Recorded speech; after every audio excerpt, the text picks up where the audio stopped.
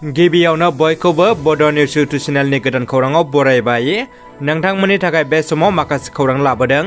भिडिअखौ जोबजासे नायलांनो दाबाव आरो चेनेलाव गोदानब्ला अन्नानै साबस्क्राइब खालामना बेल आइकनआ अलाव होनानै ला आरो भिडिअखौ लाइक कमेन्ट शेयार खालामनो गुरै खावलायबाय। दानिया फैदो दिनैनि खौराङाव। गिबि खौराङाव दङ सोरखारनि बेथन मोनालासिनो आजिरा मोनबाय फोरोंगुरु जुमुर बाहादुर छेत्रीया। खाग्राबारि ओनसोलनि गोबां आफाद फसंथान सुबुंफ्रा दुंब्रुदै मान बावदों।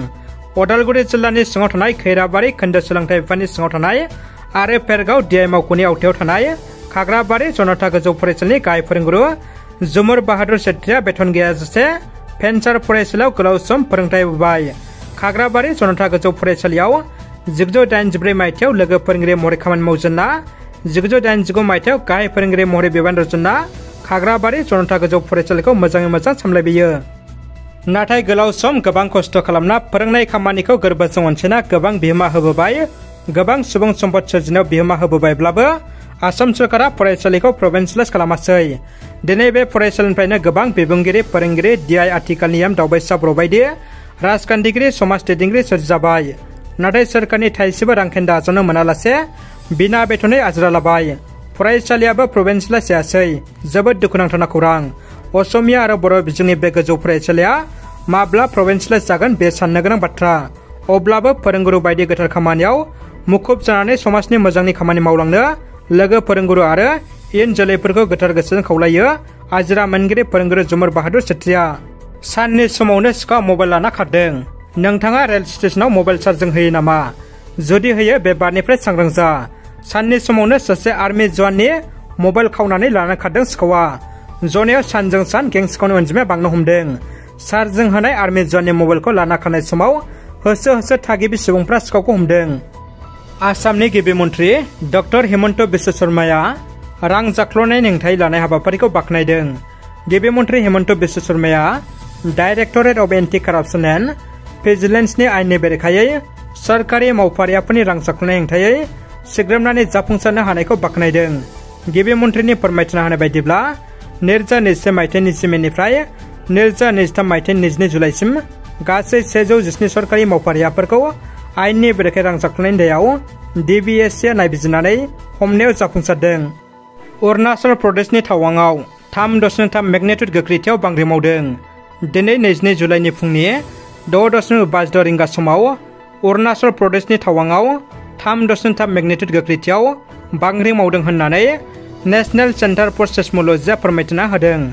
नेशनेल सेन्टार फर सेस्मोलजिनि बायदिब्ला बे बांग्रिनि गोथौथिया 5 किल'मिटारमोन आरो बांग्रि मावनायनि गुबै थावनिया टावांमोन। दुलाराय बर' फरायसा आफादा फिन जांख्रिखांदों। प्रफेसार लाइस्राम लादुसिं हुसियार, लादुसिं ग'बेक, लादुसिं हाय हाय गोमखांदों बड'लेण्ड मुलुगसोलोंसालियाव। भाइस चेन्सेलर प्रफेसार लाइस्राम लादुसिंखौ बिबाननिफ्राय बोख्लायनांगौनि दाबिजों बड'लेण्ड मुलुगसोलोंसालिनि लांगोनायाव एबसुनि फिन धर्ना हाबाफारि। लाइस्राम लादुसिंखौ होखारनांगौनि दाबि हानजा सुनायखौ पुलिस हानजाया होबथानो नाजाना फेलें जादों। दुलाराय बर' फरायसा आफादा गेना खान्थिजों लोब्बा थानाय भाइस चेन्सेलर प्रफेसार लाइस्राम लादुसिंखौ जेब्लासिम बुहुम फरायसालिनिफ्राय होखारा अब्लासिम फिसा गोख्रों सोमावसारनो हुमखि होदों। दुरान्ड कापनि ट्रफिखौ दिनै क'क्राझाराव बेखेवबाय। बेखेवनाय हाबाफारियाव अल इन्डिया फुटबल एस'सिएशननि आफादगिरि कौलियान चौबे आरो आसामनि केबिनेट मन्थ्रि नन्दिता काल्ल'सा, मन्थ्रि उरखाव गोरा ब्रह्म आरो बिटिआरनि गाहाय मावफुं सोद्रोमा प्रमद बर'जों लोगोसे गोजौ थाखोनि आर्मि अफिसारफ्राबो बाहागो लायो। एसियानि गोजामसिन आरो बुहुमनि थामथि गोजामसिन फुटबल टुर्नामेन्ट दुरान्ड कापनि ट्रफिखौ दिनै क'क्राझाराव बेखेवदों। हादरनि सिगां सारनि फुटबल टीमजों लोगोसे बायजो हादरनि माखासे क्लाबफ्रा दुरान्ड कापआव बाहागो लागोन। गिबि खेबनि थाखाय देग्लायनि 132थि दुरान्ड कापखौ कलकाता गुवाहाटीजों लोगोसे क'क्राझाराव खुंगोन आरो बेवहायनो देग्लाय बड'लेण्ड FC हानजायाबो गिबि गेलेगोन। दुरान्ड कापनि मेचआ फैगौ 3 आगस्तनिफ्राय 5 सेप्तेम्बरसिम खुंफुंजागोन। NTA जों खुंफुंजानाय UGC नेट 2023 आनजादनि फिथाइखौ फैगौ 22 एबा 27 जुलाइआव फोसावगोन। नेशनेल टेस्टिं एजेन्सि NTA जों खुंफुंजानाय UGC नेट 2023 आनजादनि फिथाइखौ फैगौ 22 एबा 27 जुलाइआव फोसावगोन होननानै इउनिभार्सिटि ग्रेन्ड कमिसन UGCनि गाहाय ममिदाला जगदेश कुमारा टुइटनि गेजेरजों फोसावनानै होदों। आरो बे UGC नेट 2023 आनजादनि फिथाइखौ आनजाद होगिरि बिजाथिफ्रा मावख'आरि वेबसाइट ugcnet.nta.nic.in आव नायनो हागोन।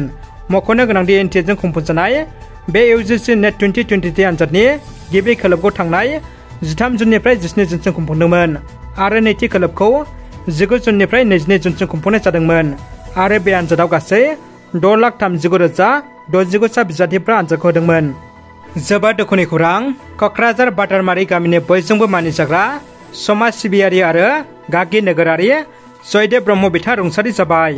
थांनाय 1922 मायथाइयाव गोदान दिल्लीयाव खुंनाय 22 जानुवारि हादरनि सुबुंखान्थि सानाव बर' हारिनिफ्राय गिबि खेब मोसाहैनाय बागुरुम्बा मोसाखावरि हानजाजों मोसाहैनाय बिथां जयदेव ब्रह्मआ थांनाय हरनि 12 रिंगा समाव न'खरनि गासै बाय बाहागि आरो आंगोफोरखौ नागारनानै 85 बोसोर बैसोआव बे मुलुग संसारनिफ्राय अराय समनि थाखाय आनज्रायलांबाय।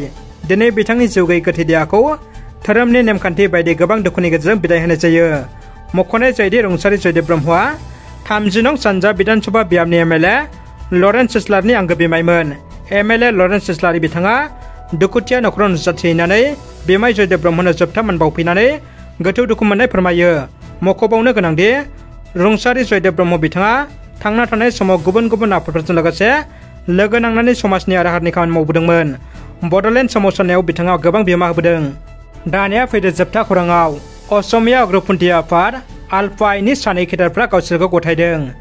दिनै 22 जुलाइआव बेन खालामजानाय उदखारि हानजा united liberation front of Assam आलफाइनि सानै केडारफ्रा गावसोरखौ अरुणाचल प्रदेशनि तिराप जिल्लानि लाज'आव आसाम राइफलनि साखाथियाव गथायदों होननानै खौरां मोन्दों।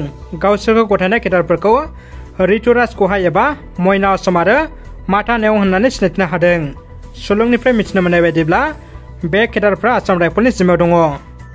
रादाबा एसेनोसै लोगोफोर। रादाबखौ जोबजासिम नायनो थाखाय नोंथांमोननिसिम गोजोननाय आरो साबायखर बावबाय। गोजोन्थों।